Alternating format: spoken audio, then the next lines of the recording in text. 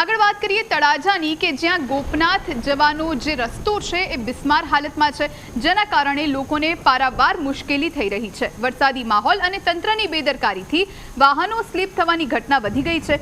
વાહન સ્લીપ થતા હોવાની ઘટના સીસીટીવીમાં પણ કેદ થઈ છે। આરસીસી રોડ પર પાણી આવતા વાહનો સ્લીપ થઈ રહ્યા છે। મનપા તંત્રની બેદરકારીથી લોકોના જીવ જોખમમાં મુકાયા। રોડ પર તાત્કાલિક સપાટી પર રફ કરવામાં આવે તેવી માંગ ઉઠી। તો જે પ્રમાણે આ દ્રશ્યો એ રોડ રસ્તાના છે કે જ્યાં આ રસ્તો જોખમી બન્યો છે। કેટલાય લોકો એવા છે કે આ રસ્તા પરથી સ્લીપ થતા જોવા મળે છે। આપ જો એક બાઇક ચાલક કેમેરામાં કેદ થયું છે કેવી રીતે આ સ્લીપરી રોડ પર આ બાઇક ચાલક અને સાથે સાથે બસ સહિતના જે મોટા ભારે વાહનો છે એ પણ સ્લીપ થઈ રહ્યા છે। લોકોને નાની મોટી ઈજાઓ પહોંચી રહી છે, એટલે સીધી જ રીતે લોકો આક્રોશિત થયા છે। લોકો સ્પષ્ટપણે માંગ કરી રહ્યા છે કે આ જે રોડ છે એ થોડો રફ કરવામાં આવે। આપ દ્રશ્યો જુઓ, ભયાનક દ્રશ્યો સામે આવ્યા છે।